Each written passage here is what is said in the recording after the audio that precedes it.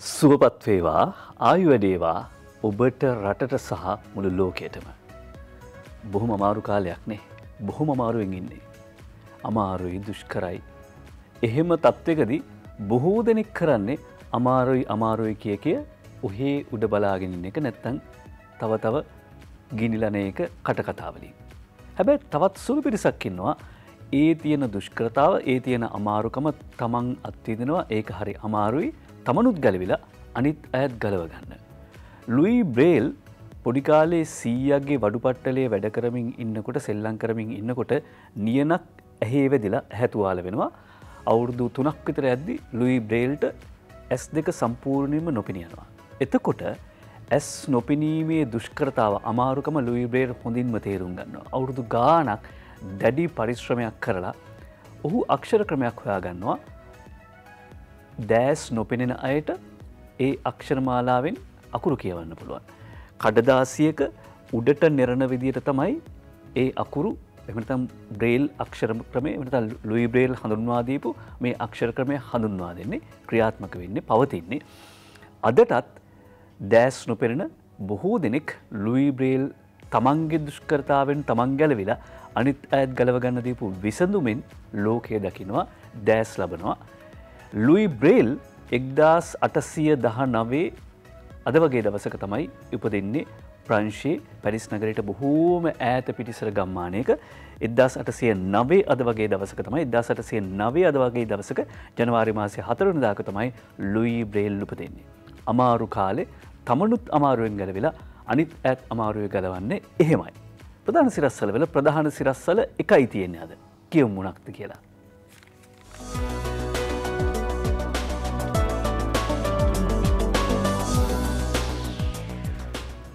අන්තිමට කියපු වචන දෙක නිකන් ගිලුණ වගේ හිතෙන්නේ නැද්ද නේද? කියවමු මොනවද කියලා.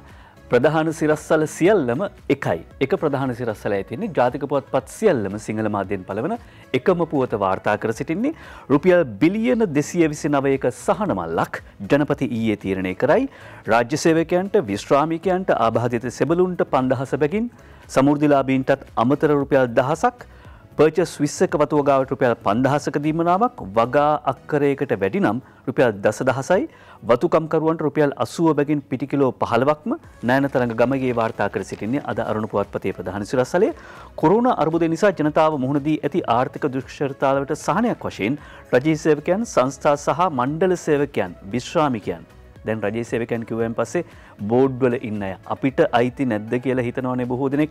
සංස්ථා සහ මණ්ඩල සේවකයන් විශ්‍රාමිකයන් සමෘද්ධිලාභීන් ගොවීන් වතුකම්කරුවන් වගේම පාරිභෝගික ජනතාව වෙත විශාල සහන වැඩපිළිවෙලක් ක්‍රියාත්මක කිරීමට ජනාධිපති ගෝඨාභය රාජපක්ෂ මහත්මයාගේ රජය ඊයේ කැබිනට් මණ්ඩලයේදී තීරණය කළා කියලා නයනතරංග ගමගේ අද අරුණ පුවත්පතේ ප්‍රධාන සිරස්වලේ වාර්තා කරනවා. දිනමිනු පුවත්පතේ ප්‍රධාන සිරස්වලේ මෙහෙමයි වාර්තා කෙරෙන්නේ. මුදල් ඇමති බැසිල්ගෙන් කෝටි 22900ක සහන පැකේජයක් රජයේ සේවකයන්ට විශ්‍රාමිකයන්ට සහ ආපාදිත රණිරුවන්ට රුපියල් 5000ක මාසික දීමනාවක් සමෘද්ධිලාභීන්ගේ මාසික දීමනාව රුපියල් 1000කින් වැඩි කෙරෙයි. අත්‍යවශ්‍ය ආහාර ද්‍රව්‍ය සහ ඖෂධ සියලු බදු වලින් නිදහස් වී කිලෝවට රුපියල් 75ක සහතික මිලක් කියලා දිනමින පුවත්පත වාර්තා කරද්දී දිවයින පුවත්පත කියනවා. දිවයින පුවත්පත ශාම්නුවන් ගණේවත් වාර්තා කරනවා ඒ පුවතම රාජ්‍ය සේවකයන්ට රුපියල් 5000ක දීමනාවක් වතු ප්‍රජාවට පාන් පිටි සහනයක් අත්‍යවශ්‍ය ආහාර සහ ඖෂධ බදු ඉවතට ගෙවතු වගාවන්ට ආධාර රුපියල් බිලියන 229ක සහන පැකේජයක් කියලා වාර්තා කරන්නේ අද දිවයින පුවත්පත. සියලුම අත්‍යවශ්‍ය ආහාර ද්‍රව්‍ය සහ ඖෂධවල බදු ඉවත් කර නාමික බද්දක් පමණක් පවත්වාගෙන යාමට රජය තීරණය කළ බව මුදල් අමාත්‍ය බැසිල් රාජපක්ෂ මහත්මයා සඳහන් කළා කියලා අද දිවයින පුවත්පතේ ප්‍රධාන සිරස්වලේ වාර්තා කරනවා. තවදුරටත් ඔහු විස්තර කරනවා ශාම්නුවන් ගණේවත ගොවින්ගේ අස්වැන්නට සිදුවිය හැකි හානිය සලකා බලා වී කිලෝවක සහතික මිල රුපියල් 50 සිට රුපියල් 75 දක්වා රුපියල් 25කින් වැඩි කිරීමට ඇමති මණ්ඩලය ඊයේ තීරණය කළා. වතුකම්කරු ජනතාවට මාසිකව පාන් පිටි කිලෝ 15ක් රුපියල් 80 බැගින් වූ මිලකට ලබා දීමට පියවර ගෙනනවා. මොකද වෙළඳ පොලේ පාන් පිටි කිලෝක මිල රුපියල් 120යි වතුකම්කරු ජනතාවට රුපියල් 80 ගානේ ලැබෙනවා. යනු වතුකරේ ජනතාවට පාන් පිටි කිලෝවක් රුපියල් 40ක් අඩුවෙන් ලබා දෙනවා. පවතින ආර්ථික අර්බුදය හැම රජයේ සේවකයන්ට ලබා දෙන දීමනාව අනුව පෞද්ගලික අංශයේ සේවකයන්ටත් අතිරේක දීමනාවක් මාසිකව ලබා දෙන ලෙස පෞද්ගලික අංශයේ හාම්පුතුන්ගෙන් තමා ඉල්ලා සිටින බව රජය වෙනුවෙන් ඉල්ලීමක් කරන බව මුදල් ඇමති බැසිල් රාජපක්ෂ මහත්මිය සඳහන් කළා. ඒ වගේම රට මුහුණ දී සිටින විදේශ විනිමය අර්බුදයට විසඳුම් ලබා ගැනීම සඳහා ලෝක බැංකුව, ජාත්‍යන්තර මූල්‍ය අරමුදල සහ ආසියානු සංවර්ධන බැංකුව සමග සහ විදේශ රටවල් සමග සාකච්ඡා කිරීමට අමාත්‍ය මණ්ඩලයේ එකඟතාව පළ වූ බව මුදල් ඇමතිවරයා ඊයේ පැවතිච්ච ප්‍රවෘත්ති සාකච්ඡාවේදී සඳහන් කළා. එතකොට ඉන්දියාව, චීනය, ජපානය, ඇමරිකා එක්සත් ජනපදය, ඊට පස්සේ යුරෝපා සංගමයට අයිති මූල්‍ය ආයතන මේ ආදී ආයතන පිළිබඳ එකත් කතා කරන්න ද්විපාර්ශ්වික මට්ටමේ සාකච්ඡා කරන්න එකඟ වුණා. හැබැයි දිවෙන පුවත්පත අවධාරණය කරනවා එහෙත් ජාත්‍යන්තර මූල්‍ය අරමුදලට යාම සඳහා අමාත්‍ය මණ්ඩලයේ තීරණයක් නොගත් බව මාධ්‍යවේදීන් අසන ලද ප්‍රශ්න වලට පිළිතුරු දෙමින් ඇමතිවරයා සඳහන් කළා. මුදල් ඇමතිවරයා සඳහන් කරා IMF එකට යන්න කැබිනට් එකකින් අනුමැතිය දුන්නේ නැහැ. කතා කරලා බලන්න ජාත්‍යන්තර මූල්‍ය අරමුදල, ආසියානු සංවර්ධන බැංකුව සහ අනිකුත් ණය දෙන ආයතනික කතා කරලා බලන්න කියලයි අවසරය ලබා දීලා තියෙන්නේ. ඒ අනුව අමාත්‍යවරුන් පිරිසකට මේ වගකීම් පවරලා තියෙනවා ඒ කතාබහ ඉදිරියට කරගෙන යාම සඳහා. ජාතික පුවත්පත් වාර්තා කරනවා ප්‍රධාන සිරස්වල අතරේ මව්බිමත් ඒකමයි, මව්බිමේ ප්‍රධාන සිරස්වලය අද මව්බිමේ ප්‍රධාන සිරස්වලය ඒකම තමයි. මේ මව්බිම ප්‍රධාන සිරස්වලේ මේකම තමයි. ආණ්ඩුවෙන් සහන පැකේජයක් අමිල අබේරත්න වාර්තා කරන්නේ බතුකම්කරු පවුලකට තිරිඟු පිටි සහන ආධාරයක් ආබාධිතයන් සහ ආබාධිත සිසුබලුන්ට රුපියල් 5000ක දීමනාවක් මේ ආදී විදිහට කියද්දී මව්බිම අමතර කාරණයක් කියනවා අනාගතය ගැනත් අනතුරු ඇඟවීමක්. මොකක්ද මේ අනතුරු ඇඟවීම? කෙසේ වෙතත් මුදල් ඇමතිවරයා ඉදිරිපත් කළ අමාත්‍ය මණ්ඩල සංදේශයේ පරිප්පු කිලෝවක් රුපියල් 350යි 400යි ඩීසල් ලීටරයක් 146ක් වැනි විශාල අගයකින් මේ වසරේදී අත්‍යවශ්‍ය ද්‍රව්‍යවල මිල ඉහළ යාමේ අවදානමක් පවතින බවට කරුණු සඳහන් වෙනවා කියලා අමිල බේරත්න කියනවා. එනවා 350යි 400යි පරිප්පු කිලෝ එකක් ඩීසල් ලීටර එකක් 146ක් විතර දක්වා මේ අවුරුද්දේදී මිල වැඩි වෙන්න පුළුවන් කියලා මේ යොමු කරපු කැබිනට් පත්‍රිකාවේ තියෙනවා කියලා තමයි අමිල බේරත්න මව්බිමට කියන්නේ. 5000 කඩි කරනවා කියලා කිව්වයින් පස්සේ සමහර අය ගණන් හදලා බලාවි 5000 හිම් බෙදලා බැලුවයින් පස්සේ අපෝ දවසකට රුපියල් 180ක් විතරනේ ඒකෙන් ගන්න පුළුවන් අච්චරයි මෙච්චරයි කියලා. හැබැයි මේක අවශ්‍යම මොහොතක නැත්නම් දෙන්න බැරි වෙලාවක සහනයක් දෙන්න බැරි වෙලාවක ආර්ථික පීඩනයක් තියෙන වෙලාවක ලැබිච්ච සහනයක් පහළම ස්තරයේ සහ මධ්‍යස්ථ මැදි ආදායම් ලබන අය කියන්නේ මේ වෙලාවේ හැටියට මේක ලොකු සහනයක් කියලා. රාජ්‍ය සේවකයන්ට රුපියල් 5000ක දීමනාවක් සියලු අත්‍යවශ්‍ය ආහාර සහ බෙහෙත් ද්‍රව්‍ය බදු වලින් සම්පූර්ණයෙන්ම නිදහස් කරනවා. සමෘද්ධිලාභීන්ට මාසිකට රුපියල් 1000ක් අතිරේකව අද පුවත්පතේ ප්‍රධාන සිරස්වලයයි මේ පවතින ආර්ථික අර්බුදකාරී තත්ත්වය අවස්ථාවේදී රජයේ සේවකයන් හට සහනයක් දීම සඳහා මේ තීරණය ගත් බව සඳහන් කරනවා. සියලු අත්‍යවශ්‍ය ආහාර සහ බෙහෙත් ද්‍රව්‍ය බදු වලින් සම්පූර්ණයෙන් නිදහස් කිරීමට රජය තීරණය කර තිබෙන්නේ ඒ සියලු සාමාන්‍ය ජනතාවට මේ සහනය ගලා යාම සඳහා. අද ලංකාදීප පුවත්පත වාර්තා කරන්නේ මෙන්න මේ සිරස්වලින් සහන මල්ලක්ම මේ මාසයේ සිටම.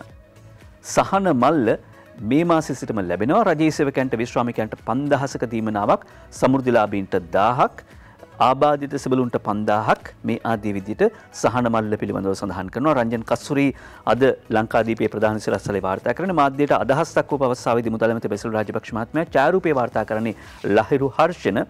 ඒ අනුව ජාත්‍යන්තර මූල්‍ය අරමුදල සමග ශ්‍රී ලංකාවේ ආර්ථික ගැටලු පිළිබඳව සාකච්ඡා කිරීමට නියමිත බවත් අද ලංකාදීපය වාර්තා කර සිටිනවා.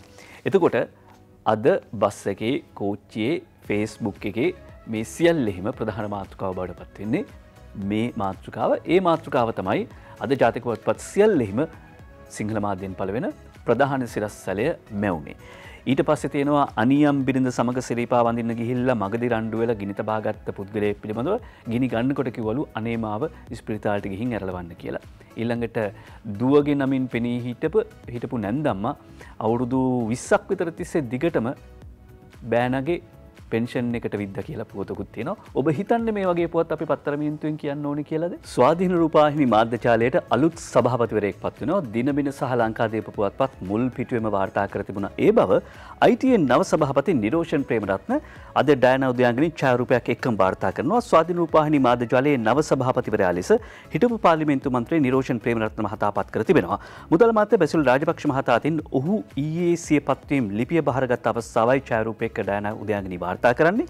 නිරෝෂන් ප්‍රේමරත්න මහතා මාතර දිස්ත්‍රික් එක්සත් ජනතා නිදහස් සන්ධාන හිටපු මන්ත්‍රීවරයෙක් වන අතර ස්වාධීන රූපවාහිනී මාධ්‍යවේදියෙක් ලෙස සහ නිවේදකයෙක් ලෙසද කලක් සේවය කළා කියලා ඩයනා උදයාංගනී මතක් කරනවා. ඒ වගේම රුහුණු විශ්වවිද්‍යාලයේ උපාධිධාරියෙක්, නිවේදක සිහිනය අතින් අරගෙන මේ වික්‍රමසිංහපුර කන්ද නැගලා ඇවිල්ලා සභාපති පිටුවේ වාඩි වෙච්ච එක මේ නිවේදන ක්ෂේත්‍රයට එන්න ඉන්න සහ ඇවිත් ඉන්න බොහෝ දෙනෙක්ට පූර්වාදර්ශයක් වෙයි.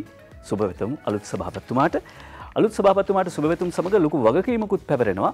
මොකක්ද මේ වගකීම? මේ ජනමාධ්‍ය අමාත්‍යතුමා කියනවා ජනමාධ්‍ය අමාත්‍යාංශයේ සතු සියලු ආයතන ජනතාවටත් මහා භාණ්ඩාගාරයටත් බරක් නොවිත් පවත්වාගෙන යා යුතුයි. සුභාෂිනි සේනානායක ඇමති දලසලහ පෙරු මහත්මයා ඊයේ කරපු ප්‍රකාශය අද වාර්තා කරනවා දිනමින පුවත්පතට.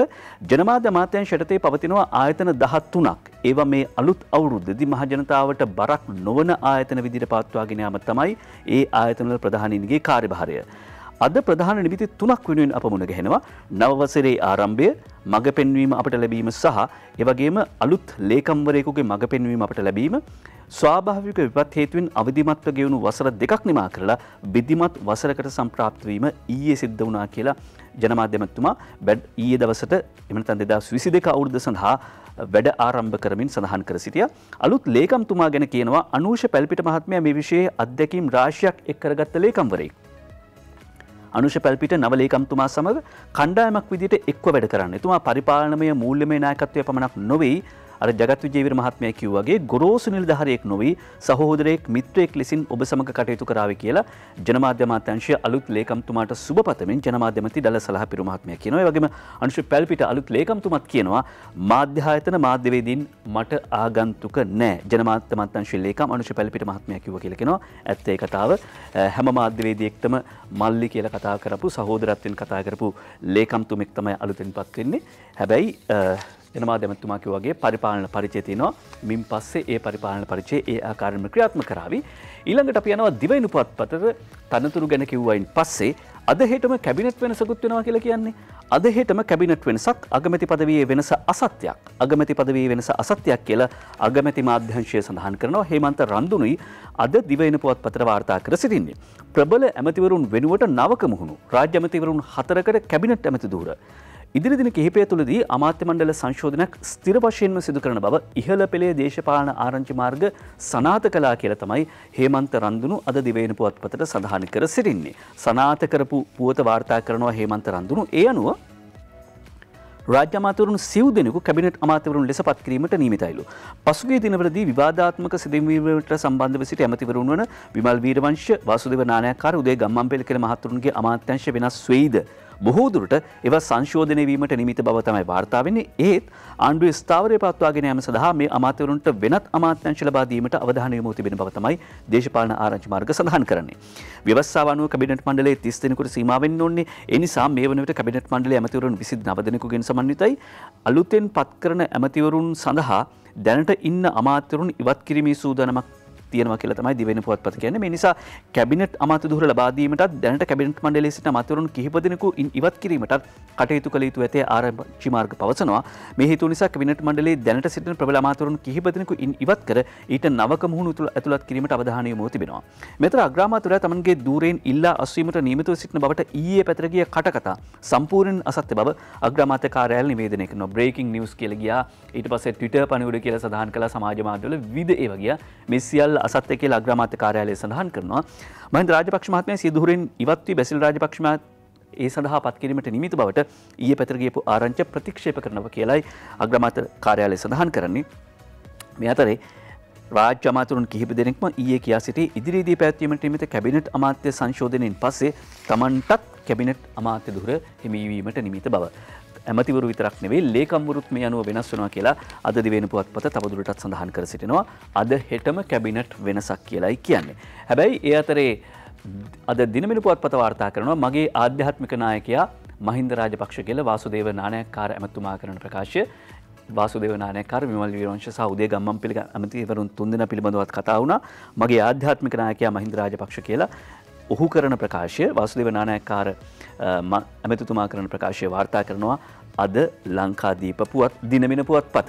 ඊට පස්සේ මාතර ගඟේ ඉන්නා කිඹුලිගේ පැටියා තල්ල සුදයි බෙල්ලේ ගෝමර කැටියා යනේන උරුපාරු නවතාගෙන සිටියා මිනී නොකයි මාතර කිඹුලිගේ පැටියා කියලා කිව්වේ ජන කවිය ඒක කිව්වේ ඇත්තටම කිඹුලියෙක්ගේ පුතෙක් ගැන නෙවෙයි අයුතු විදියට බදු අය කරපු නිලධාරියෙක් ගැන කියලා තමයි ඒ ජනකවිය ගැන ඔය විවරණය කරන උදවිය කියන්නේ. හැබැයි මාතර ගඟේ සිටින කිඹුලිගේ පැටියා මිනී නොකෑවා වුණාට දෙහිවල මූදේ ඉන්න තඩි කිඹුලා මිනී කන බව ඊයේ වාරංචි වුණා. ඊයේ සැලවුණා. මුහුදේ කිමිදෙන්න බලාගෙනයි පළමු කිඹුල් ප්‍රහාරය දෙහිවල මූදේ ඉන්න කිඹුලා මිනීකයි කියලා අරුණ පුවත්පත ප්‍රධාන සිරස්වලේ හැටියට වාර්තා කරනවා. ඊට අමතරව සාලි කුමාර ගුණසේකර ඇතුල් පිටුවක කියනවා මුහුදේ කිමිදෙන්න බලාගෙනයි පළමු කිඹුල් ප්‍රහාරය දෙහිවලින්. ගැඹුරු මුහුදේදී මේ වගේ කිඹුල් ප්‍රහාරයක් පිළිබඳ වාර්තා වීම ඉතා විරල සිද්ධියක් බව තමයි වනජීවී නිලධාරීන් පවසන්නේ. කිමිදුම්කරුවන්ට ප්‍රහාර එල්ල කර තියෙන්නේ මේ කිඹුලා ගැට කිඹුලෙක්. මේ කිඹුල් විශේෂ ඉංග්‍රීසියෙන් හඳුන්වන්නේ සෝල්ට් වෝටර් ක්‍රොකොඩයිල් කියලා. හොඳින් වැඩුණු ගැට කිඹුලෙක් අඩි 20ක් විතර දිගයි. මේ ගැට කිඹුලා කොළඹ නගරය ආශ්‍රිත ඇලමාර්ග පද්ධතිවල නිරතුරුව දක්නට ලැබෙන බවත් කිඹුලා එක ඇලමාර්ගයකින් තවත් ඇලමාර්ගයකට මාරු වෙන්නේ මුහුද හරහා ගිහිල්ලා කියලා තමයි පරිසරවේදීන් පවසන්නේ. පර්යේෂකයන් නොදන්නවා වුණාට මේ කිඹුල් විශේෂය මුහුදේ ගමන් කරනවා. මේ කිඹුලා මීට පෙර හැව්ලොක් ටවුමේ නිවාස සංකීර්ණයේ අසල ඇලමාර්ගවලත් ඔය කියන්නේ රෙදිමෝල හරියේ ඇලමාර්ගෙත් ඉඳලා තියෙනවා. ඒ වගේම මේ කිඹුලා මුහුදු ප්‍රදේශයේ ආශ්‍රිතව සිටින බව මීට පෙර අවස්ථා 6-7කදී පමණ වාර්තා වෙලා තිබෙනවා. කිඹුලා කොරල් පරයක් ඇතුළත ඉඳිද්දී එක්ක මේ පුද්ගලයා සමහර විට ඒ කොරල් පරය ආසන්නයටම යන්නේ නැති මේ කිඹුල් විශේෂය සාමාන්‍යයෙන් මිනිසුන් දඩයන් කරනවා. කිඹුල් ප්‍රහාරයට ලක්ව වසරකට පුද්ගලයන් 10ක්වත් මිය යන්නේ නැහැ. රාත්‍රී කාලයේදී මේ කිඹුල් විශේෂය දඩයන් කටයුතු වල නිරත වන බව අලුතින් සොයාගෙන තිබෙනවා. කොමුණත් කිඹුල් ප්‍රහාරයෙන් මිය ගිය අයගේ බිරිඳ කියා සිටින්නේ හැමදාම උදේ 6ට පමණ සැමියා මුහුදේ පිහිනුම් සඳහා යනවා. එහෙම ගිහිල්ලා විසිතුරු මසුන් අල්ලාගෙන ඇවිල්ලා නිවසට පැමිණෙනවා. මේ ප්‍රදේශයේ කිඹුලන් දෙන්නෙක් සැරිසරන බව මීට කලිනුත් කියලා තිබුණා. දැන් බලධාරීන්ගෙන් ඉල්ලා සිටින්නේ මේ කිඹුලන් සම්බන්ධයෙන් වහාම පීවරක් ගන්න. සංචාරක සමය ආරම්භ වෙලා තියෙනවා. එහෙම නැත්නම් කිමිදුම් කරුවන් කියන්නේ සීසන් එක ආරම්භ වෙලා තියෙනවා. එතකොට මේ සීසන් එකේදී තමයි කීයක් හරි හොයාගන්නේ. නිසා වහාම මේ කිඹුලන් දෙන්න කොහේ හරි ගෙනihin දාන්න කියන එක තමයි වනජීවී බලධාරීන්ට ඉල්ලීමක් කරන්නේ. එහෙම නොවුනොත් මේ තියෙන උණුසුම්කාරී තත්ත්වයත් එක්ක ජනතාව තවදුරටත් පාරට බහින්න ඉඩ තියෙනවා. ඒ අතරේ ගස් බැඳ මිරිස් තවරා පියා පහර දුන් දරු දෙදෙනාගේ කතාව අද චන්දන ජයවීර හැටනිදල සහ සිතාර ඉරාෂ් වටවලින්දල වාර්තා කරනවා. ඊයේ පාසල් යන්න සූදානම් වෙලා හිඳපු අවුරුදු 6 සහ 7 දරුවෝ දෙන්නෙක්ට තමයි තාත්තා මේ විදියට නිවසේ ගහකට තියලා රෙදිපටි වලින් කිටියේ බැඳ දාලා තියෙන්නේ. මහා හයියෙන් මොරදෙමින් සිටීදී මෙලෙස බැඳ දැමීමෙන් පමණක් නොනවති සිව්මෙල සිරුරවල මිරිස් කුඩු උලා තිබෙනවා. හිතා ගන්න පුළුවන් නේද මිරිස් ඉලුවයින් පස්සේ ඇතිවන වේදනාව. ඇස්වල මිරිස් කාලා තියෙනවා. මේ දඬුවම දීමට හේතුව වශයෙන් පියා ප්‍රකාශ කර තියෙන්නේ දරමිටි දෙකක් ගෙන ඒමට අසල වෙළඳසැලකට ගිහිල්ලා අමතර දරමිටියක් කාටත් හොරෙන් නිවසට අරගෙන ඒම. හැබැයි අවට උදවිය නම් කියන්නේ මේ දරුවෝ මේ විදිහට හොරකම් කරන්න පුරුදු වෙලා තියෙන දරුවන්ට තියෙන නැති බැරිකම නිසා. තාත්තා බේබද්දෙක් තාත්තා දිනපතාම දවස පුරා පැය 24න් බීගෙන ඉන්නවා. දරුවන්ට කෑම බීම හිඟයි. එතකොට දරුවෝ හොරකම් කරනවා. අපි කන්න බොන්න දේවල් ඕන තරම් ගෙනල්ලා දීලා තියෙනවා. මීට කලිනුත් ප්‍රදේශවාසීන් පවසන විදිහට මේ පුද්ගලයා එක් අවස්ථාවක දියණියකට පහර දීලා අසල ලිඳකට දමා තිබේදී අලුයම දෙකට පමණ බේරා ගැනීමට කටයුතු කර තිබෙනවා කියලා වාර්තා කර සිටිනවා. ගමේ මිනිස්සු කියන්නේ පොලිසියෙන් අල්ලන් ගියේ නැත්නම් අපෙන් ගුටි කනවා කියලා කොහොමවත් නරුම පියා 13 වන දාතෙක් රිමාන්ඩ් කියලා වාර්තා කර සිටිනවා. දැන් මේ විදිය සිද්ධි වාර්තා වෙද්දී මොකක් හරි මේ දරුවන් වෙනුවෙන් සමාජ ආරක්ෂණ වැඩපිළිවෙලක් වහාම ක්‍රියාත්මක කළ යුතු එක්කෝ කැපකරු මාපි ක්‍රමයක් සමාවෙන්න. අර උගුර කැස්සක් එනවා වගේ මේවා හංගගෙන ඉන්න බෑ. කැස්ස එනකොට ඒවා හංගගෙන ඉන්නත් බෑ. උගුරේ පොඩි රැල් බුරුල් අරින්න ඕන නම් ඒව හංගන්නත් බෑ. ඒ වගේම තමයි මේ වගේ සමාජ ප්‍රශ්න ඒව හංගගෙන ඉන්නත් බෑ තවදුරටත්. ඒ නිසා දැන් තාත්තා බේබද්දෙක් නම් ආයේ හෙට ඇවිල්ලත් එහෙම නැත්නම් 13 වෙනිදා යම් විදියකින් නිදහස් වෙලාවත් දරුවන්ට මේ විදිහටම සලකාවි. මේ සිද්ධිය පෙරේද වාර්තා වෙලා ඒක ජනමාධ්‍ය මගින් පළ වුණාට පස්සෙත් මේ දරුවෝ ගෙයින් එළියට දාලා තමයි ඉඳලා තියෙන්නේ. අන්තිමට යාබද පාලු ගෙදරක පන්සලක වගේ තැනක තමයි මං හිතන්නේ මේ පිරිස ගිහිල්ලා ඉඳලා තියෙන අම්මයි දරුවෝ 4 දෙනයි. කියන්නේ මේ තාත්තා ආණ්ඩු මට්ටු කරන්න බෑ. එහෙමනම් මේ දරුවන්ගේ ජීවන ක්‍රමය දරුවන්ට ඉස්කෝලේ යන්න දරුවන්ට කන්න බොන්න දෙන්න එහෙම මොකක් හරි සමාජ ආරක්ෂණ වැඩපිළිවෙලක් තියෙනවා. පරිවාස ක්‍රම ක්‍රියාත්මක කරනවා. හැබැයි පරිවාස වලට දැම්මයින් පස්සේ දරුවන්ගේ ආරක්ෂාව සහ දරුවන්ගේ රැකවරණය තහවුරු වෙනවද කියලා තවදුරටත් ප්‍රශ්න වෙන්නේ ඔය අනුරාධපුර වගේ සිද්ධි පහුගිය දවස්වල වාර්තා වෙච්ච නිසා. කොහොම වුණත් ඊළඟට මේ තවත් තාත්තා කෙනෙක් බල්ලෙක් සහ තාත්තා කෙනෙක් සතෙක් සහ තාත්තා කෙනෙක් ඩැල්මේෂන් බලු පැටියෙක් ගෙනාවයි තාත්තා බල්ලෙක් වෙලා. කොලින් ප්‍රනාන්දු දංකොට ඉඳලා වාර්තා කරනවා අලුත් අවුරුදු දවසේ තාත්තා හිරේ දරුවෝ ඉස්පිරිතාලේ. දංකොටුව පැත්තෙන් වාර්තා වෙන්නේ දංකොටුව කොස්වත්ත පොලිසිය තමයි මේ සිද්ධිය වාර්තා කර සිටින්නේ. දංකොටුව කොස්වත්ත පොලිසිය ප්‍රදේශයෙන් තමයි වාර්තා වෙන්නේ. මේ දරුවන්ගේ පියා නිවසේ තිබිච්ච මන්නා පිහියකින් බලු පැටවා නිවසට ගෙනා සිය පුත්‍රයාගේ සහ උපන්දිනයේ සමරු බාලදියණියගේ දෑත් කපා බරපතල තුවාල සිදු කිරීම සම්බන්ධයෙන් සැකකාර පියාව අත්අඩංගුවට අරගෙන තියෙනවා. නංගිගේ උපන්දිනයේ දවසට ඩැල්මේෂන් වර්ගයේ බලු පැටියෙක් ගෙනාවා කියලා තමයි මේ අතපය කපලා තියෙන්නේ. මේ රටක් පටින තාත්තා කවුද? බටහිර කිරිමිටියාන තේක්ක මණ්ඩිය ප්‍රදේශයේ පදිංචි W ගාමිණී ජයලත් නැමැති තෙදරුපියෙක් කියලා ඔන්න වාර්තා කර සිටිනවා. සමහරවිට ගෙදරට බලු පැටියෙක් ගෙනාවයින් පස්සේ ආසාවට කියනවා ඒ උනාට උන්ට කන්න බොන්න දෙන්නේ නැහැ. ඉතින් පස්සේ ප්‍රශ්න තියෙනවා. හැබැයි මේ වගේ සුළු ගැටලු වලට එහෙම නැත්නම් මේ වගේ දරුවන්ට අමානුෂික දඬුවම් දෙනවද කියන ප්‍රශ්නේ තමයි තියෙන්නේ. ඒ නිසායි අර කිඹුලම කාපම් මේ වගේ තාත්තලා කියලා කෙනෙක්ට හිතෙන්න පුළුවන්. කිඹුලක කතාවෙන් පස්සේ මේ වගේ තාත්තලා ගැන කතාව කිව්වේ. ඊළඟට අද අරුණ පුවත්පත වාර්තා කරනවා අයාලේ යන බලුරාළලාට අක්කර දෙකක් රිදී ගමින් කියලා. සාලි කුමාර ගුණසේකර වාර්තා කරන්නේ සුනකින් රැක බලා ගැනීම සඳහා හම්බන්තොට රිදීගම සෆාරි උද්‍යානයේ අක්කර දෙකක භූමි ප්‍රදේශයක් වෙන් කිරීමට කටයුතු දාති වෙනවා කියලා ජාතික සත්වෝද්‍යාන දෙපාර්තමේන්තුවේ අධ්‍යක්ෂ ජෙනරාල් ශ්‍රමිලා රාජපක්ෂ කියනවා. බලුරාළලාට අක්කර දෙකක් රිදී ගමින් අයාලේ යන බලුරාළලාට විතරයි වැදගත් විදිහට ඉන්න බලුරාළලාට ඒ අක්කර දෙක හම්බ වෙන්නේ නැහැ. දෙහිවල මූද ගැන කතා කළාට පස්සේ නැව් 49ක් ගිලිලා මුහුදේ පාරවල් වැහිලා කියලා උදේජීවක නායක වාර්තා කරනවා. හිතාගන්න පුළුවන් නේද මුහුදේ තත්ත්වය.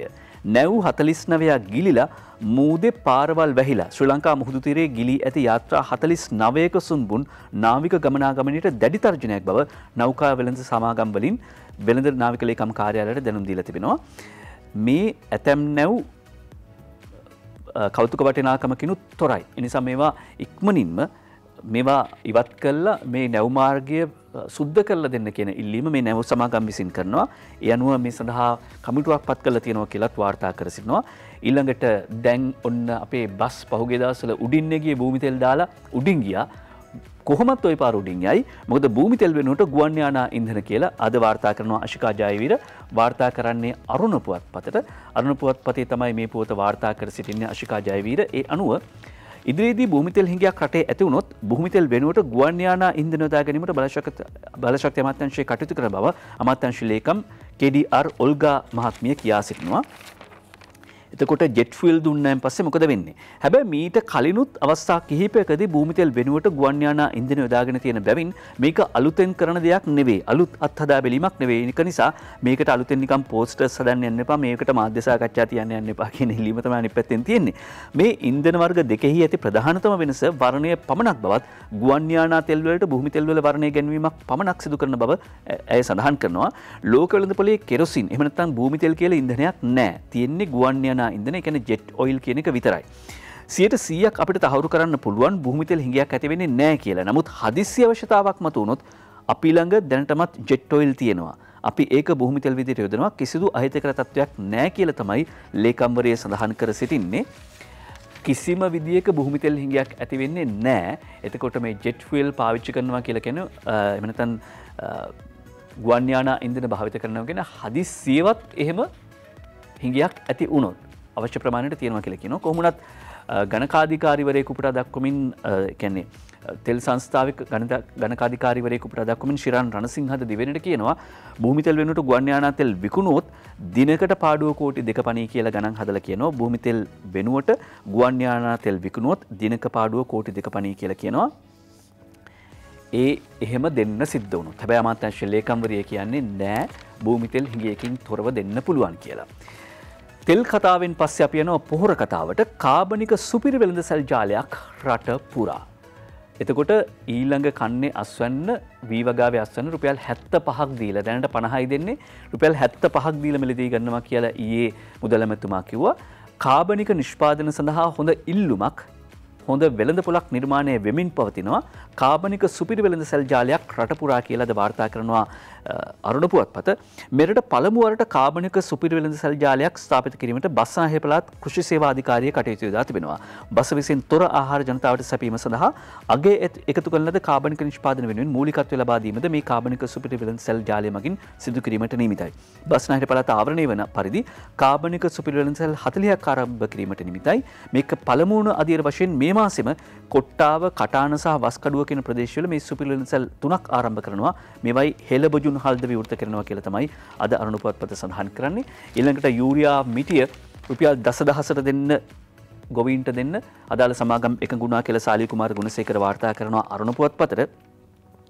ආනයනික යුරියා ඇතුළු රසායනික පොහොර කිලෝග්‍රෑම් 50 මිටියක් රුපියල් 10,000කට ගොවීන්ට අලෙවි කිරීමට කටයුතු කරන ලෙස ජාතික පොහොර ලේකම් කාර්යාලය සහ කෘෂිකර්ම රාජ්‍ය අමාත්‍යාංශයේ පෞද්ගලික පොහොර සමාගම් වලින් ඉල්ලීමක් කළා තියෙනවා. ඒ අනුව වීවගාව සඳහා යොදාගෙන රසායනික පොහොරෙන්ගේ හේතුවෙන් ගොවීන් බොහෝ දෙනෙක් තේ වගාවට යොදන U709 පොහොර වීවගාවට යොදන්න පටන් ගත්තා කියලාත් කියනවා. යූරියා මිටි රුපියල් 10,000කට ගොවියට දෙන්න ඉල්ලීමක් කළා තියෙනවා. එකඟතාවක් ලැබුණාද නැද්ද කියන එක වාර්තා කරන්න පුළුවන් ඉස්සරහට. ඊළඟට ඊයේ නඩු කටයුත්ත සමතයකට පත් වුණා පොහොර නැව සම්බන්ධ. දැන් එතකොට ඒ පුවත වාර්තා කරද්දී චීන පොහොර නැවට සල්ලි ගෙවන්න මහජන බැංකුව එකඟ වෙයි. එහෙම නැත්නම් ඒ ඉල්ලපු මුදල ගෙව්වා කියලා තමයි ප්‍රධාන සිරස්වල හැටියට වාර්තා කරන්නේ. හංසි නානායක්කාරත් වාර්තා කරනවා මව්බිම් පුවත්පතට චීන පොහොර නැවට සල්ලි ගෙවන්න මහජන බැංකුව එකඟ වෙයි. වාරණයක් ඉවතට කියලා. ඒ අනුව දෙපාර්ශ්වයේ එකඟතාව මත සමත කොන්දේසි වලට අනුව ප්‍රමිතියෙන් යුත් පොහොර සැපීම වෙනුවෙන් පැමිණිලිකාර සමාගම ඇමරිකන් ඩොලර් මිලියන 6.7ක මුදලක් චීන පොහොර සමාගමට ගෙවීමට එකඟ වී ඇති බව නීතිඥවරුන් අධිකරණය හමුවේ දැනුම් දුන්නා.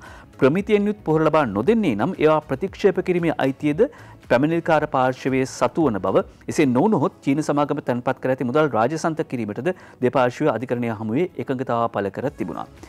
දැන් එතකොට කතාව යන්නේ එහෙම නැත්නම් සිරස්වලේ විතරක් ඇහුවෙන් පස්සේ එහෙම නැත්නම් පෝස්ට් විදියට පළ වෙන්නේ හුවමාරු වෙන්නේ මේ ඉල්ලපු ඇමරිකන් ඩොලර් මිලියන 6.7ක මුදල ඇමරිකන් ඩොලර් මිලියන 6.7ක මුදල ඔන්න පෝර හම්බුනේත් නෑ ණයට නැවට ගෙවන්න උනා කියලා. හැබැයි ඊයේ දෙපාර්ශ්වයේ නීතිඥවරු එකඟතාව මෝසමක් මගින් අධිකරණයට දැනුම් දුන්නා. මේ ඩොලර් මිලියන 6.7ක මුදල ගෙවන්නේ ප්‍රමිතියෙන් යුතු පොහොර නැවත අපිට දෙනවා කියන කොන්දේසිය මත.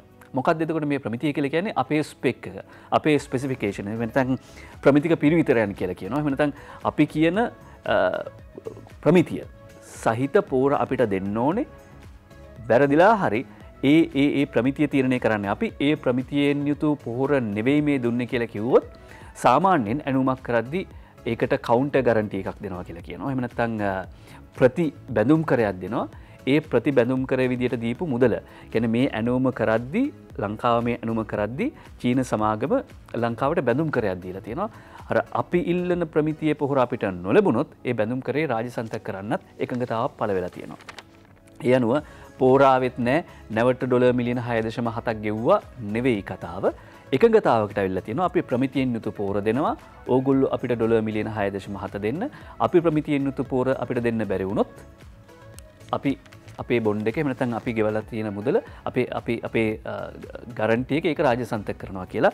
ඒක තමයි එකඟතාව. ඒක වාර්තා කරනවා. හැබැයි පෝස්ට් වල ඌව වාර්තා වෙන එකක් නෑ. ඒකයි ටිකක් වැඩිපුර කිව්වේ.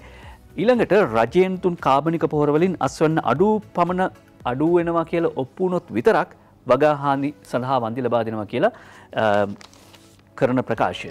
කෘෂිකර්ම මැති මහින්දානන්ද අලුත්ගමගේ මහත්මයා කරන ප්‍රකාශය වාර්තා කරනවා අද දිවෙන පුවත්පත. අනුර බාලසූරිය වාර්තා කරන්නේ රජය ලබා දුන් කාබනික පොහොර භාවිත කිරීමෙන් අස්වැන්නේ යම් අඩුවක් ඇති වෙන බව පරීක්ෂණවලදී ඔප්පු වුණොත් පමණක් වගාහානි වන්දි වශයෙන් ලබා දෙනවා කියලා වන්දි වශයෙන් මුදල් ලබා දෙනවා කියලායි සඳහන් කර සිටින්නේ.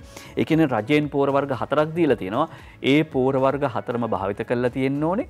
ඒ භාවිත කිරීම නිසා හානි වෙලා තියෙනවා. වගාව අස්වැන්න අඩු වෙලා තියෙනවා කියලා පරීක්ෂණ මගින් ඔප්පු වුණොත් ඒක ගැන සාතිකයක් අරගෙන තමයි මුදල් ලබා දෙන්නේ කියලා.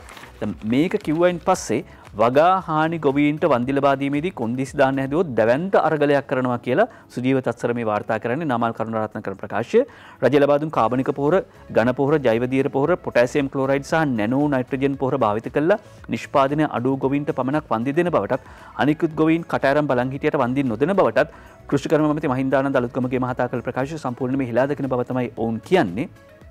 හැබැයි ගොවීන් පරිසර හිතකාමී ගොවිතැන පටන් ගත්ත වෙලාවේදී ආරංචි වෙන විදියට රසායනික පොහොර ගෙන්වන සමාගම් වලින් මුදල් අරගෙන ගොවීන්ව ඇවුස්සුවේ කවුද?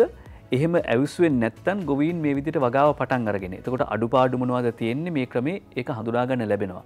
අවසානයේදී වගා කරන්න පටන් ගත්ත ගොවීනුත් පාරට බැස්සුවා. ඒ නිසා තමයි ගොවීන්ට සිද්ධ වුණේ ගොවීන් වගා කරන්න නැතුව කුඹුරින් නැතුව ඇවිල්ලා පාරට ආවේ. දැන් ඒ රටට අහිතකර උද්ඝෝෂණවල ප්‍රතිඵල විදියට තමයි මේ ප්‍රතිපත්තිමේ තීන්දුව සම්බන්ධයෙන් ජනාධිපතිවරයා කිව්වේ පරිසර හිතකාමී ගොවිතැන සඳහා ගත්ත පියවර කිසිසේත්ම අපි ආපස්සට ගත්තේ නැහැ.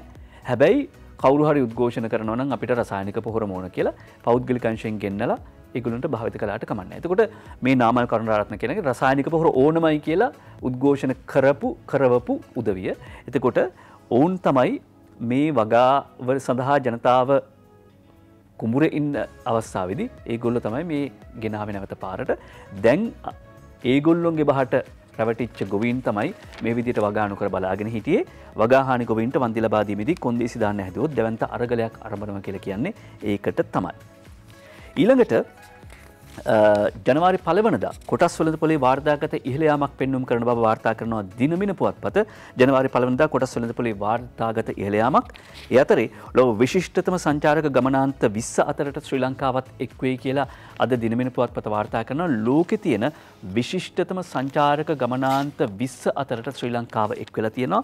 මේ මහින්ද අලුත්ගෙදර දිනමින පුවත්පතට වාර්තා කරන පුවත සැනසිලිදායක පුවතක්. COVID-19 වසංගතයේ හේතුවෙන් බරපතල ලෙස කඩාවැටීමට ලක්ව තිබෙන මෙරට සංචාරක කර්මාන්තයේ නව මාවතයකට යොමු කරමින් මේ ලංකාව 2022 අවුරුද්දේ විශිෂ්ටතම සංචාරක ගමනාන්ත 20 අතරට ශ්‍රී ලංකාව එකතු වෙලා තියෙනවා.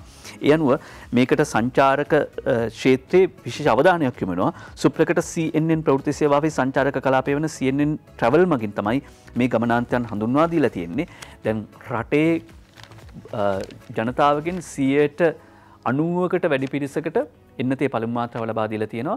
70%කට වැඩි පිරිසකට එන්නතේ මාත්‍රා දෙකම ලබා දීලා තියෙනවා. 50%කට ආසන්න පිරිසක් ලබාගෙන තියෙනවා බූස්ටර් මාත්‍රාවත්. ඒ කියන්නේ ආරක්ෂිත සෞඛ්‍ය ආරක්ෂිත ජනතාවක් තමයි ඉන්නේ. ඒ නිසා සංචාරකයෝ එන්න සූදානම්. සංචාරකයෝ එනවා. ඒක අපිට පේන්න තියෙනවා උණවටුන්න මීගමුව එහෙම නැත්නම් අනුරාධපුරය පොළොන්නරුව ඓතිහාසික නගර අරුගම්බේ වගේ පැතිවල සංචාරකයන් පේන්න ඉන්නවා. අවුරුදු 2කට විතර පස්සේ සංචාරක කර්මාන්තයේ නියැලෙන උදවිය නැවත වතාවක් හෝටල් වල මකුළු දැල්ල එහෙම කඩලා තමන්ගේ වාහනවල මලකඩ එහෙම ඇරලා පටන් අරගෙන තියෙනවා ගෙස්ලව එක් යන්න. ගෙස්ලව ආරාධනා කරලා තියෙනවා උන්ට ඇවිල්ලා තියෙනවා.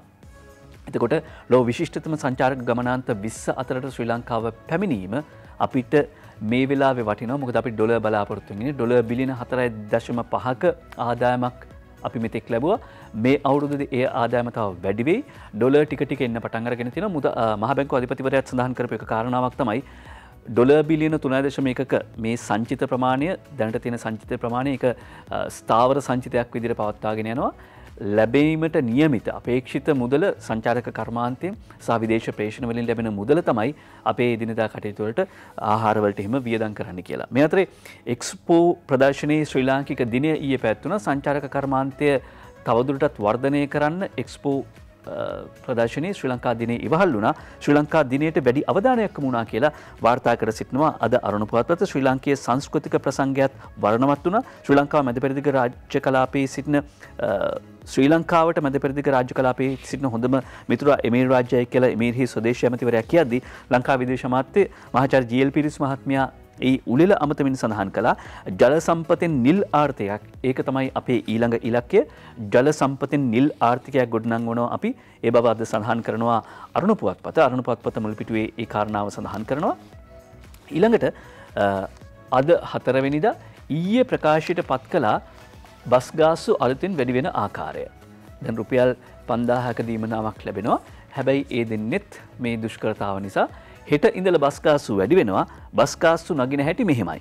සඳුනි ගමාරච්චි වාර්තා කරනවා 14 තිබිච්ච එක 17 වෙනවා, 17 20 වෙනවා, 23 27 වෙනවා, 28 33 වෙනවා, 33 39 වෙනවා, 100 118 වෙනවා බස් ගාස්තු.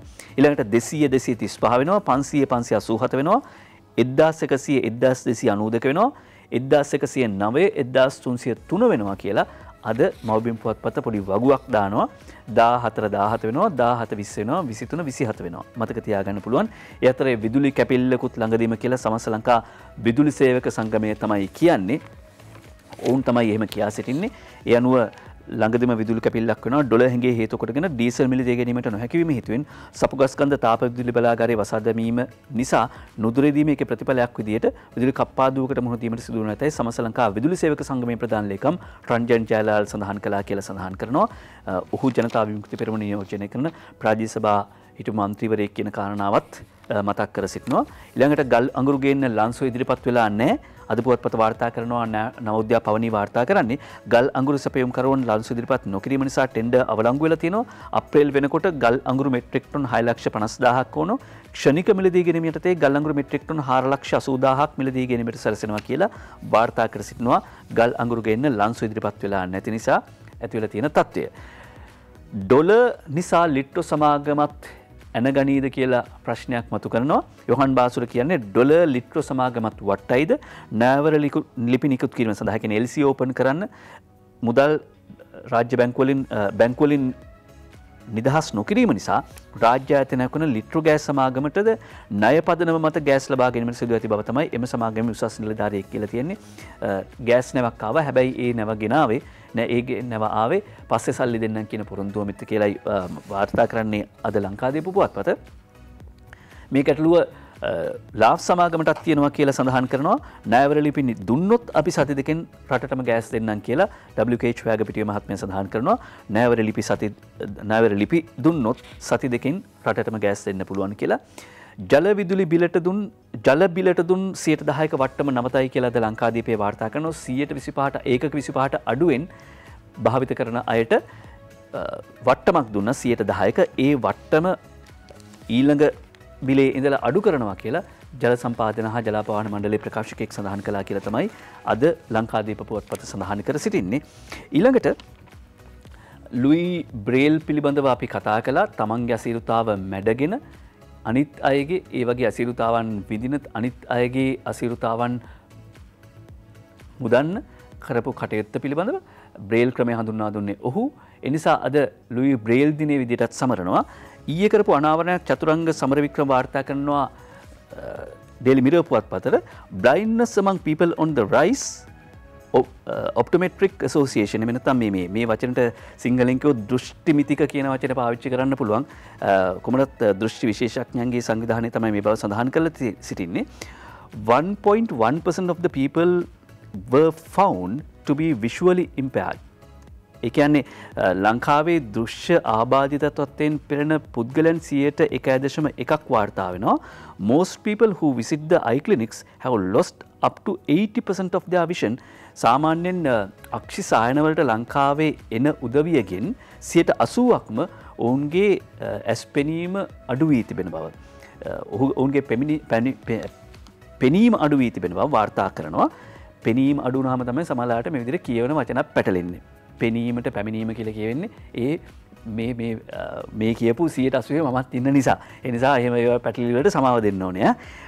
මොකද දැන් ඔවුන් සඳහන් කරන විට මේ සංවිධානය පෙන්වුම් කර දෙන විදිහට ලංකාවේ තත්ත්වය ආසියාවේ අනිත් රටවල් එක්ක බලද්දී වැඩි. මොකද ඉන්දියාවේ ඇස් නොපෙනෙන ප්‍රමාණය නැත්නම් දෘශ්‍යාබාධිත ප්‍රමාණය 0.47යි. ඊට පස්සේ නේපාලේ 0.34යි. හැබැයි ලංකාවේ 1.1% ඉන්න පුළුවන් කියලා ඔවුන් සඳහන් කර සිටිනවා.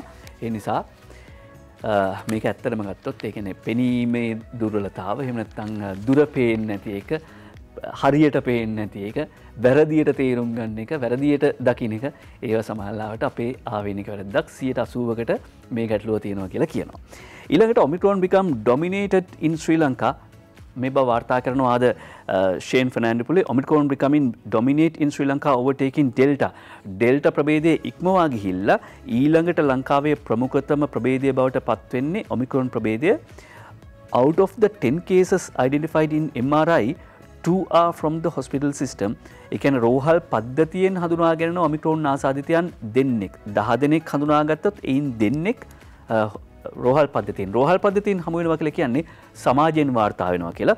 ඒ නිසා තමයි ෂේන් ෆර්නෑන්ඩෝපුලගේ ඊළඟ වාර්තාවත් වැදගත් වෙන්නේ. Omicron cases could be witnessed all around the country. Health Ministry සෞඛ්‍ය අමාත්‍යාංශය කියනවා ඒ අනුව ඔමික්‍රෝන් ප්‍රභේදයේ රට පුරාම තියෙන බවට මේ අනුව සාක්ෂි පළ වෙනවා. ඔමික්‍රෝන් ආසාදිතයන් සංඛ්‍යාව මේ වෙනකොට 48+ කියලාත් වාර්තා කරනවා. cases detected so far as at June 3rd ජනවාරි 3 වෙනිදා වෙනකොට 48යි ප්ලස් කියලා දාලා තියෙන්නේ. ඒ කියන්නේ 48යි තව එකතු වෙන්න පුළුවන්. ඒ නිසා තමයි එන්නතේ 3 වෙනි මාත්‍රාව ලබා ගැනීම වැදගත් කියන කාරණාව නැවත වතාවක් මතක් කර සිටිනවා. මේ සියල්ල අතරේ අපේ හමුදාවට එරෙහිව බැෂලේගෙන් මැන්ඩේට් බලය ප්‍රකාශයට පත් කරයි කීර්තිවර්ණ සූරිය වාර්තා කරන්නේ මානව හිමිකම් කොමසාරිස්වරිය අපේ හමුදාවට එරෙහිව බැෂලේ මැන්ඩේට් බලය ප්‍රකාශ කරයි. ඊළඟට දිනවෙන පුවත්පත වාර්තා කරනවා රංජන් නිදහස් කර ගැනීමේ අරගලය නව වටයකින් ආරම්භ කරන අලුත් අවුරුද්දද කියලා විපක්ෂ නායක සජිත් ප්‍රේමදාස මහත්මයා කරන ප්‍රකාශය. ඒ වගේම දිනවෙන පුවත්පත කියන විපක්ෂ නායක තනතුරට සිව්කොන් සටනක් තියෙනවා. රනිල් වික්‍රමසිංහ, පාටලී චම්පික රණවක, අනුර කුමාර දිසානායක සහ සජිත් ප්‍රේමදාස කියන 4 දෙනා අතර මෙහිම සිව්කොන් සටනක් තියෙනවා කියලා කියනවා. යුක්‍රේන් රුසියා දේශ සීමාවේ ලක්ෂයක හමුදාවක් රඳවා තිබෙනවා. ඇමරිකාව සැකපල කරනවා කොයි මොහොතක හරි යුක්‍රේනයට රුසියාව ගහයි කියලා. ඒ නිසා USS ට්‍රූමන් නෞකාවත් ගෙන්නලා තියෙනවා. ඊළඟට ලෝක ප්‍රථම දැවමය චන්ද්‍රිකාවක් කක්ෂගත කිරීමේ ජපාන සැලසුමක් ගැන අද විදේශ පුවත් අතරේ වාර්තා කරනවා. මොකද එකක් තමයි වියදම අඩුයිලු ලීවලින් හැදුවොත්, අනිත් එක තමයි පරිසර හිතකාමීත්වය. ඒ කියන්නේ මේ චන්ද්‍රිකාව ලීවලින් හැදුවොත් ඒ චන්ද්‍රිකාව නැවත පෘථිවිය කරා එන ගමනේදී දැවිලා අලුවිලා විනාශ වෙලා යනවා. පරිසරයට වෙන හානිය අඩුයි කියලා කියනවා. ඒ ජපන්නු තමයි ඒ හපන්කම කරන්න ලෑස්ති වෙන්නේ. ඊළඟට අපේ හපන්කම් ක්‍රිකට් කණ්ඩායමේ වාර්තා වුණා මිකී ආතගියා. මිකී ආතගේ තන తాවකාලිකව රොමේෂ් රත්නායකට කියලා ගායෂන් විතානාරච්චි වාර්තා කරනවා අද අරුණ පුවත්පතට. ඒ ක්‍රීඩා පුවත් අතර ඊළඟට බද්දර මල්ලට අත දාලා බලනවා මොනවද මඩිස්සලේ තියෙන්නේ කියලා. චන්දන ජයවීරය සංස්කරණය කරන්නේ අද 3-5 මඩිස්සලේ බද්දර මල්ලේ දිනවෙන පුවත්පතේ. ටිකක් කියා හුඟක් හඟවන හයිකු කවි ගැන සුනිල් සරත් පෙරේරා ජ්‍යෙෂ්ඨ කලාකරුවා, මාධ්‍යවේදියා, එහෙම නැත්නම් පුවත්පත් කලාවේදියා, විවිධ අර්ථවලින් හඳුන්වන්න පුළුවන් කවියා, ගීත රචකයා. එතුමන් ලියනවා හයිකු යනු චිරන්තන ජපන් සාහිත්‍යයේ දක්නට ලැබෙන ඉතාම ස්වාධීන කාව්‍ය සම්ප්‍රදායක්. හයිකු කවි සංක්ෂිප්තයි. හයිකු කවියා තම සිතෙන්ගේ හැකියාවක් දුරට හකුලා දක්වනවා. සෝබාදහම නිරන්තරයෙන්ම හයිකු කවියාගේ වින්දන මූලය. අපේ සීගිරි කැට බිතේද මේට සමාන කවි හමු වෙනවා. තමන්ගේ මනෝභාවයේ එක් කවියකින් පළ කිරීමට සීගිරි කවියාද සමත් වුණා. උදාහරණයක් හයිකු කවියකින් දෙන්න පුළුවන්. පරණ පොකුණකට මැඩියෙක් පනී ජලයෙන් හඬක් නැගින. බොහෝ දේවල් කියන්න පුළුවන්. ටිකක් කියා හුඟක් හඟවන හයිකු කවි ගැන එක උදාහරණයක් තවත් දෙනවා. මෙන්න මේ. වී කොටලා රළු මගේ දෑත් හාම්පුදාගේ පුතා රැට ඇවිත් අද්දකින් අල්ලගෙන සුසුම් හෙලයි. සුනිල් සරත් පෙරේරා ජ්‍යෙෂ්ඨ කලාකරුවා අපිට මතක් කරලා දෙනවා හයිකු කවිය කියවලා බලන්න. වී කොටලා රළු මගේ දෑත් හාම්පුතාගේ පුතා රැට ඇවිත් අද්දකින් අල්ලාගෙන සුසුම් හෙලයි. සමාජය සියුම් තැතකින් කපා බැලුවා වගේ. හයිකු කවියෙන් පස්සේ බොහෝ දේ නොකියා හඟවන කාටූන් බලන්න අපි ලැස්සී.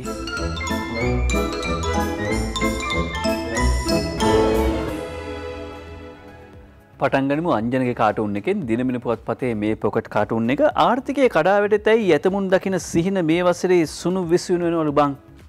එතකොට බඩු මිල අඩු වෙතැයි අපි දකින සිහින ඒවත් සුණු විසුණු වෙයිද බං කියලා තමයි අංජන අහන්නේ. අංජන ගීලංග කාටූන් එකත් ඒ දිනමින පුවත්පතෙන් මම තෝරගන්නේ.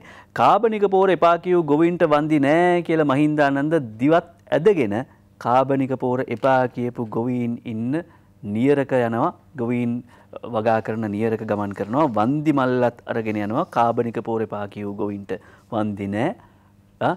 දිවත් පොඩ්ඩක් ඇදලා පොඩි කිණ්ඩියකුත් දාගෙන කාබනික පෝර එපා කිව්වා නම් වන්දිත් නෑ කියලා කියනවා.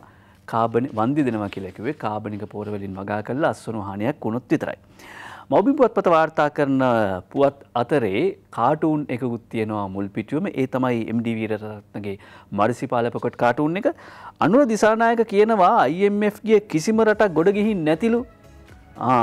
එහෙනම් ඒකයි රනිල් ආණ්ඩුවට IMF යන්න කියලා කියන්නේ. ඔන්න හේතුව හොයාගෙන MD වීරරත්න මරිසිපාල කාටූන් එකෙන් කියන විදිහට. ජයරත්න වික්‍රමසිංහගේ Facebook පොකට් කාටූන් එක තෝරගන්නවා. ඒ තෝරගන්නේ අද දිවයින පුවත්පතෙන්. මේ අර්බුදයේ කොරෝනා වසංගතයේ හින්දා කියලා වාසු කියන්නේ. මේ අර්බුදයේ කොරෝනා වසංගතයේ හින්දා කියලා වාසු කියන්නේ. එතකොට ගෑස් වලටත් කොරෝනා හැදිලාද බං? බාසු එමතුමාගේ දන්න වාමාංශික දර්ශනයේ මාක්ස්වාදයෙන් ඒක පැහැදිලි කරලා දේවි. ඒ කියන්නේ කොරෝනා වලටත් කොරෝනා හැදිලාද ගෑස් වලටත් කියලා වැඩක් නැහැ. අංජනගේ කාටුන් එක දේශපාලනඥයන්ට පමණක් බැනලා වැඩක් නැහැ කියලා ජොන්ස්ටන් කියනවා. ඇත්ත පත් කරලා යවපු අපිටත් බැන ගන්න ඕනේ. ඊළඟට ජොන්ස්ටන් නැමැතිතුමා කියපු කතාවක් තමයි අරුණ පොකට් කාටුන් එක අඳින හුරේරා පොකට් කාටුන් එක අඳින හසන්තටත් මතක් වෙන්නේ ගෑස් ප්‍රශ්නෙට සභාපති වග කියන්න ඕන කියලා ජොන්ස්ටන් කියනවා. බැලුවාම සර් මේ රටේ සියලුම ප්‍රශ්න හදලා තියෙන්නේ සභාපති කෙනෙක් නැත්නම් ලේකම් කෙනෙක්නේ. බැලුවාම සර් මේ රටේ ඔක්කොම ප්‍රශ්න හදලා තියෙන්නේ එක්ක සභාපති කෙනෙක් එක්ක ලේකම් කෙනෙක් නේ කියලා තමයි හුරේරා කියන්නේ. පංකජ රුවින්දගේ සරදම අද කාටද යොමු වෙන්නේ? ගෑස් ප්‍රශ්නයක් ඇතුනේ සමාගමේ සභාපතිවරයා සහ නිලධාරීන්ගේ වරදින් කියලා ජොන්ස්ටන් කියනවා. ඉතින් ඒගොල්ලොන්ගේ මයිල් ගහකටවත් මොකක්වත් උනේ නැහනේ. ඒ මතක් කරලා දෙන්නේ පරණ කතාවක්. ඊළඟට ඕකයි තත්ත්වය අපි තෝරගන්නේ දිව ඉන පුවත්පතට අනුරාධ හිරිපිටිය අඳින කවිය. නැති හින්දා ඩොලර් ගැටලුව ඉහ වහලා සපුගස් කන්දේ තෙල් පිරි පහ දුව වහලා උත්තර දෙන්න බැරි වී බැටරිය බැහැලා ගම්මන්පිල සිටි පැත්තක කුද ගහලා ගම්මන්පිල සිටි පැත්තක කුද ගහලා ඒ කියන්නේ අපිට කුද ගහගන්න කියලාද අනුරාධ නම් කියන්නේ උත්තර දෙන්න බැරි වී බැටරිය බැහැලා තමයි ගම්මන්පිල ඇමතුමා පැත්තක කුද ගහලා ඉන්නේ කියලා කියන්නේ. විදුර අබේනායකගේ දවසේ පද 4 තෝරගන්නවා ඊළඟට ගොවියෝ හඬති නැති පොහොරට කඳුළු සලා ඉල්ලති වන්දි අස්වනු නැති කුඹුර බලා පණවයි කොන්දේසි බැට කෑ උනට තලා අමතිගේ හිතත් දැන් ලේකම් පුටුව වෙලා ලේකම් පුටුවත් නිතර වාඩි වුණානේ. ඒක නිසා වෙන්න ඕනේ විදුර අබේනායක කියන්නේ අමතිගේ හිතත් දැන් ලේකම් පුටුව වෙලා අමතිගේ හිතත් දැන් ලේකම් පුටුව වෙලා කියලා දවසේ පද 4 ගොතන විදුර අබේනායක කියන්නේ ඒකයි. කිව්වේ රජයෙන් ලබා දීපු පොහොර වර්ග 4ම භාවිත කරලා තියෙන්න ඕනේ. ඒවා අර මග හලපු අයට වන්දි දෙන්න සූදානමක් නැහැ කියලා. ඒ අනුව ඒ පොහොර 4ම භාවිත කළා. ඒ පොහොර භාවිත කරපු නිසා අස්වැන්න අඩුවීමක් තියෙනවා නම් ඒ අයට වන්දි දෙන්න ලෑස්ති කියලා කිව්වා. කොහොම වුණත් තව උද්ඝෝෂණ රැල්ලක් ලෑස්ති කරනවා කියලා තමයි රසායනික පොහොර ඉල්ලා උද්ඝෝෂණ කරපු පිරිස සඳහන් කර සිටින්නේ. කල්පනා කරලා බලන්න කතා කරලා බලන්න බොහෝ දේවල් තියෙනවා. හැබැයි මොන දේ කතා කළා වුණත් මුහුණු ආවරණය දාගෙන කතා කරන්න එන්නතේ තුන්වන මාත්‍රාව ලබා ගන්න මේ ආර්ථික ක්‍රියාවලියට ඔබේ සහ මගේ දායකත්වය අවශ්‍යම මොහොතක් ලෙඩ වෙලා වැඩට යන්න බැරි වුණොත් සතියක් දෙකක් මොකද අත්වෙන ඉරණම කියලා ඔබ දන්නවා. ඒ ඔබ මාසෙ පඩි ගන්නවා නම් අවුරුද්දේ මුලම නෝපේ දාන්න වෙනවා. එහෙම නැත්නම් අවුරුද්දේ මුලම දවස් 14ක් නිවාඩු ගන්න වෙනවා. අවුරුද්දේ අන්තිමට කොට නෝපේ යන්න වෙනවා. එහෙම හරි ඔබට මාසෙපඩිය හම්බ වෙයි. හැබැයි ඔබ දෛනික ආදායමක් ලබනවා නම් ජීවිකාව ඔබ දෛනිකව නම් කරන්නේ දවස් 14ක් විතර වැඩට යන්න බැරි වුණාම රස්සාව කරගන්න බැරි වුණාම බඩ වීත රැක ගන්න බැරි වුණාම තියෙන අමාරුකම කොයිතරම්ද කියලා දන්නවා. ඒ නිසා දැනට තියෙන හොඳම විසඳුම තමයි එන්නත ලබා ගන්න එක. ලබා ගන්න එන්නත ඒ වගේම මූණු ආවරණ පළදින්න ඔබ ළඟට එන උදවියටත් කියන්න ඒ සිරිත් රැකගත්තොත් ඔමික්‍රෝන් නෙවෙයි වෙන මොන ප්‍රභේදය ආවා වුණත් රැකෙන්න පුළුවන්. ඔමික්‍රෝන් ප්‍රභේදය ඩෙල්ටා ප්‍රභේදයට වඩා වේගෙන් පැතිරුණා වුණාට ඒතරම් ප්‍රබල නැහැ කියලා මතයක් තියෙනවා. හැබැයි මොන වුණත් මේ කොරෝනා වෛරසය සමාජය තුළ පවතින තාක්කල් ලෝකයේ තුළ පවතින තාක්කල් අවදානම පහව යන්නේ නැහැ. මොකද හැම විටම වෛරස් එක උත්සාහ ගන්නවා අපිට පුළුවන් තරම් ගහන්න නැත්නම් අපිව මර්ධනය කරන්න. ඒ සඳහා වෛරස් එක මොකද්ද කරන්නේ? එයාගේ තියෙන උපරිම ශක්තිය යොදා ගන්නවා. ඒ නිසා සමහරවිට ඔමික්‍රෝන් ප්‍රභේදය තරම් බරපතල නොවුණාට ඊට අනිත් අපිට අහන්න ලැබෙයිද දන්නේ නැහැ. එසේ නොවේවා අහන්න ලැබෙයිද දන්නේ නැහැ. වෙනත් ප්‍රභේදයක් ආවා කියලා ඊට වඩා බරපතල. ඒක තමයි වෛරස් එකේ ස්වභාවය. කොහොම වුණත් මේ සියලු ප්‍රභේදයන් පාලනය කරන්න පුළුවන් මුහුණු ආවරණ තියා ගන්නවා නම් පිරිසිදු කර ගන්නවා නම් මීටර 2 පරතරය තියා ගන්නවා නම් ප්‍රතිශක්තිය රඳවා ගන්නවා නම් සහ කය මනස ශක්තිමත්ව තියාගන්නවා නම් පරිස්සමින් ඉන්න. අපි නැවත හෙටම ගහමු. ඔබට ආයුබෝවන්.